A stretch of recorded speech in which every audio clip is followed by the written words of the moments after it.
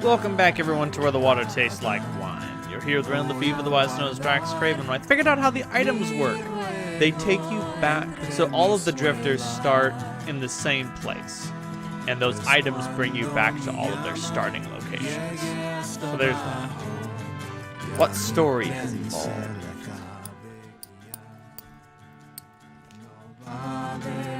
The Lost Ring. The ring which grants wishes. Who are we talking to?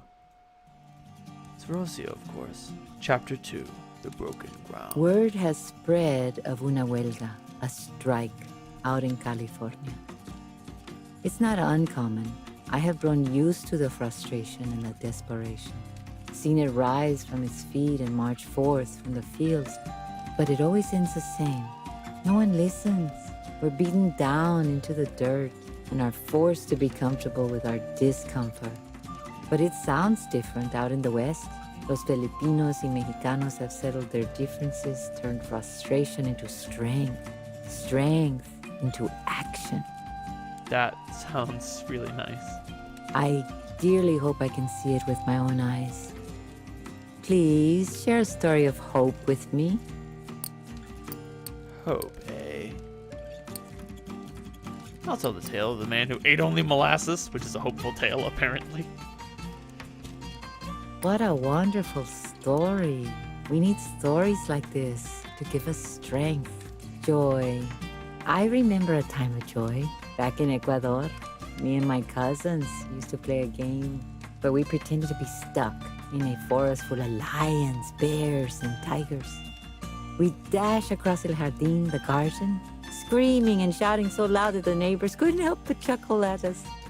I find it hard not to laugh about it as well now that I look back. Maybe you have a good, hopeful story to tell? That was actually a pretty seamless exchange. I'll tell the story of the fisherman and his fish calling seagulls. What a good story. I will remember it for a while. I know. The future. Oh, I cannot wait to set my feet upon the California soil. It's ay Dios mío santísimo. There's so much excitement within me. But no, I can make it. If I manage to roam these Texan fields for years, I can handle walking to the west. Please share a story of hope with me. You're addicted to hope, Rocio. I'll see what I can do to provide.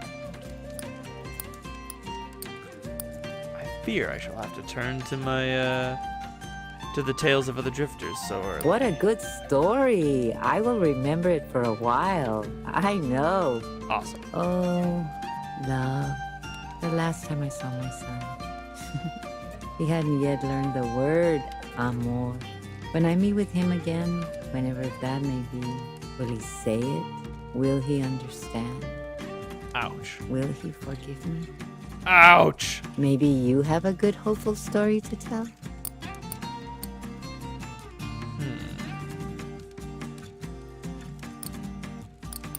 What topic to breach? Hopeful? No. It is time for something else. Tell me of your misfortunes. Or your fortunes, you know, whatever. That one, it sounds untrue. Did you make it up? Luck. My luck has been good. I met with a Guatemalteco, a Guatemalan a few miles back. He gave me a bit of money and offered me shelter for the night in his home. I was stunned. Un santo en America. And with a roof over his head, I slept well that night. Maybe you have a good, hopeful story to tell?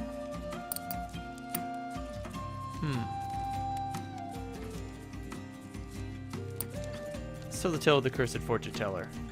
Tell me about faith. Tell me about your trust. That is too frightening. Do not tell me that one again.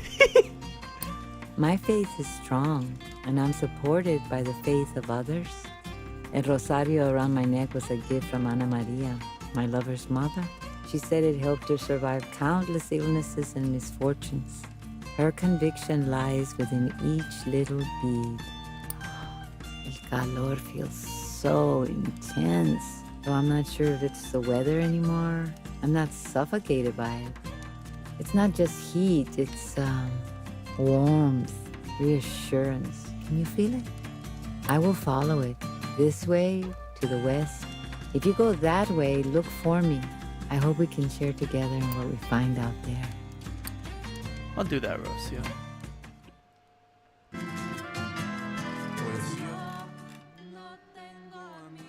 Right, so I'll head due southwest and then go northwest. Oh, no, I'll have to cross the river there, but that's fine. And then I'll go due north to reach Nerera again? I don't remember her name. I'm sorry. It's hard to keep track of all of them. I've spoken to too many people out here.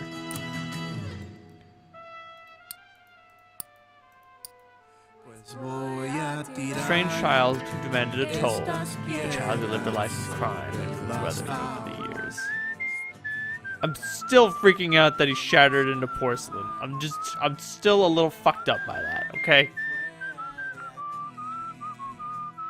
Gotta remember that one. Nobody expects the villain. Man, sorry. Thinking back to a D&D game, there was, we went to a place called Milltown, and it was the evil game, and we were gonna ransack it and take it over, kill anyone who got in our way, because we heard the mayor was a pushover. But the bouncer at the local tavern, his name was Wallace, and he was built like a fucking brick shithouse. And he gathered, before we could even start our attack, he gathered together a posse and was like, alright, we heard what you wanted to do, but I don't think that's what you want to do, is it?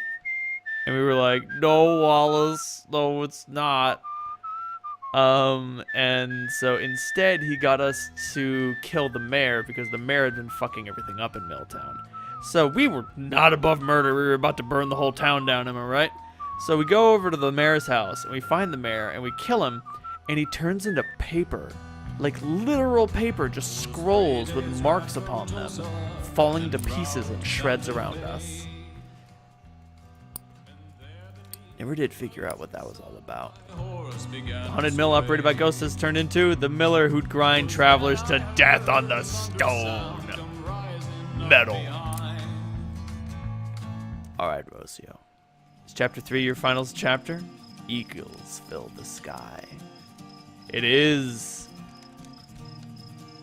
I'm happy to see you again. It feels like years have passed. Years of energy once wasted, now keeping me alive with purpose. It's obvious that it's trying to say that she belongs in the fields. But is it saying that her work is fruitless because as a scarecrow she's just attracting the crows and not keeping them away? Or is she the crows that have been drawn to the fields? I don't know. I would have never imagined myself being here, with my faith resolute, among crowds of new friends and compatriotas. My mother and son's presence with me, easing the pain in my hands and in my body. A blessing from God and from My Lady of Guadalupe gracing me with determination.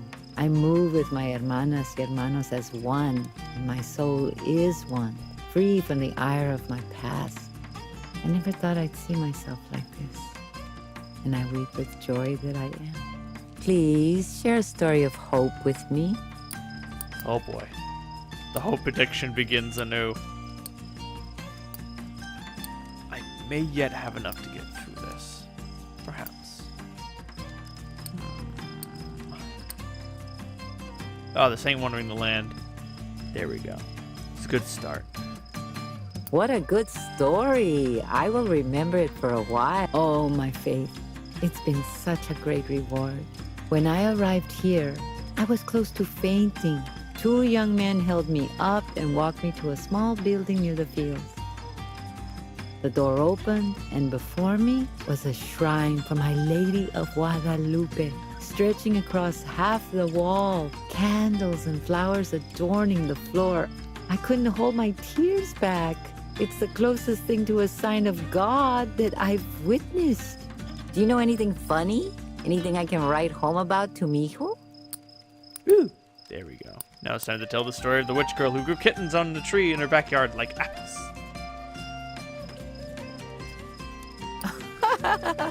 Oh, if Mijo were here, I would tell him that one. I would like to see his little face laugh. I know joy now. Loneliness eats you up. It breeds resentment, coldness. Yet when you're in the presence of comunidad, of community, you feel enlivened. Through others, I've come to discover new things about myself, pulled from the wisdom and grace of others. And I couldn't be more grateful for that. Maybe you have a good, hopeful story to tell? I may yet have a few more.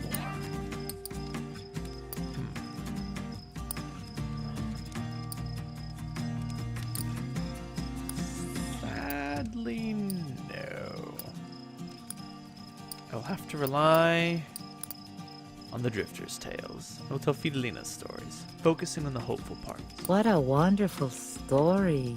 We need stories like this. Heaven. Well, I had a dream last night. Estaba bailando. I was dancing. I forget with who. The music was Cuban, I am sure. The rhythm was soft, but voice and words impassioned. The person's embrace felt so familiar and so welcoming. When I woke up, I realized I had slept a full night. I smiled and I couldn't wait for the sun to fall again. Now, can you tell me a sad story? Something real and true. Ooh. I'll tell the story of the ghost of a woman executed in Paris long ago. Oh, such sadness. I wish they had someone there to comfort them.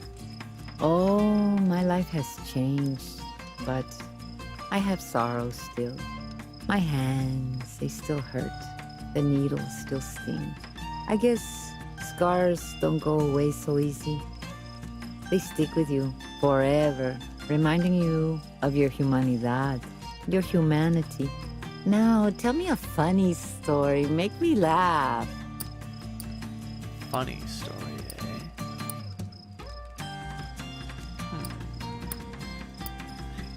I'll tell the tales of Althea's blues. No, I couldn't do that. Nothing funny there. I'll tell the tale of Rose's search, focusing on some of the funnier parts. Oh, how funny! Thank you. It is not often that I can laugh. The future. It's hard to say what will happen tomorrow or the day after. Before, it was a routine, a cruel cycle. Now, I do not know. But isn't that exciting? Though I still wallow in the poverty I grew up in, my future couldn't be more enriched.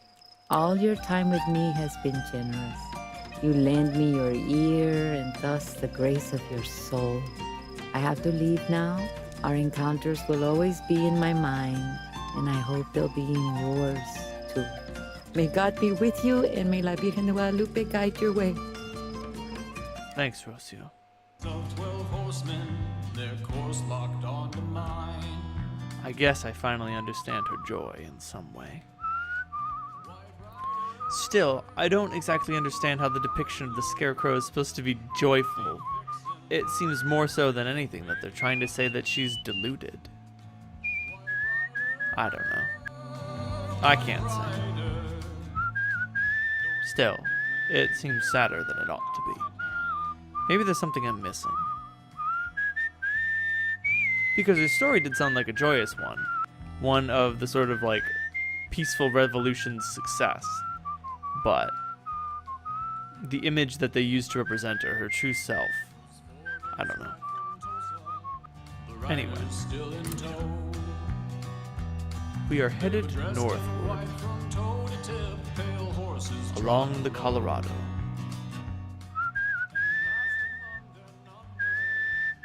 With a wallet full of cash.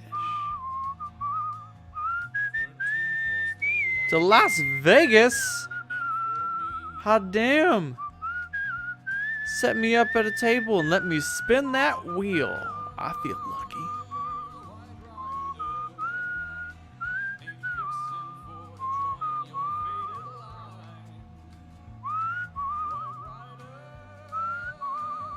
But what tale is it that we have before us?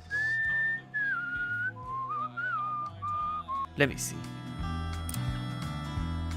An old woman watches as you approach her bench.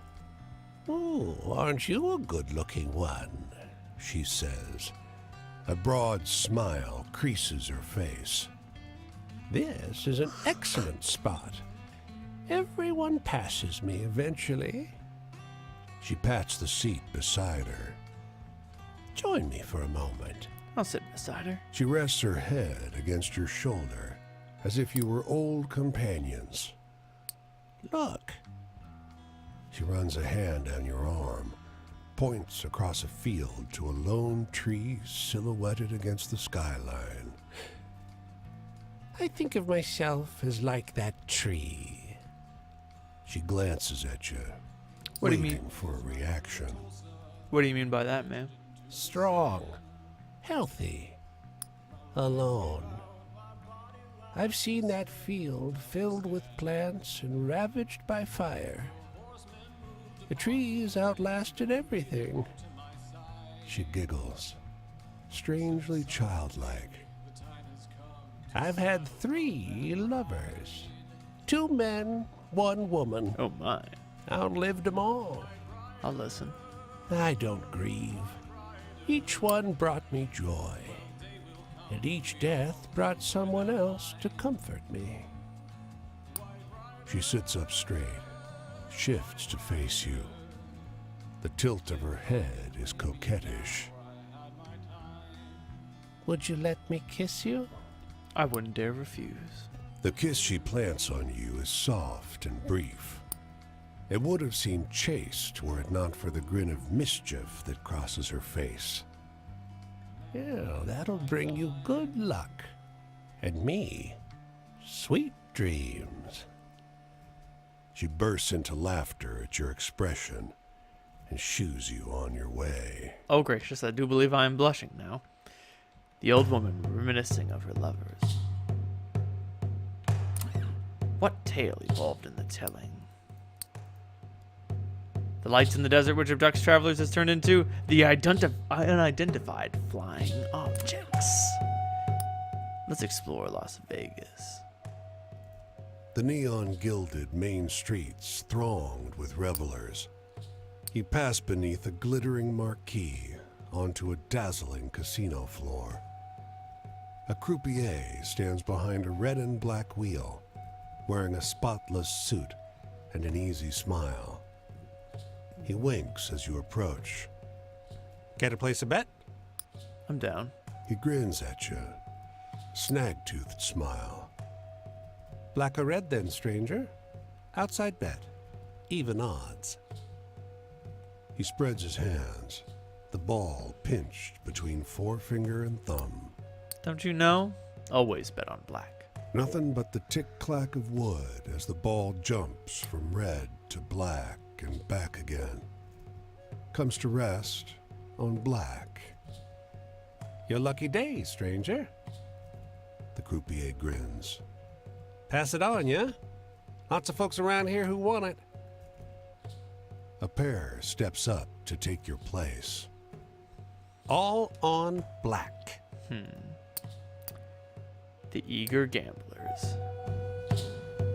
Anyway, that'll do for this episode of Where the Water Tastes Like Wine. If you liked what you saw, like. If you want to continue the adventure, please hit subscribe. And if you think that what I do is really keen, you can send me a couple bucks monthly on Patreon, and I can use that money to do fantastic, amazing things.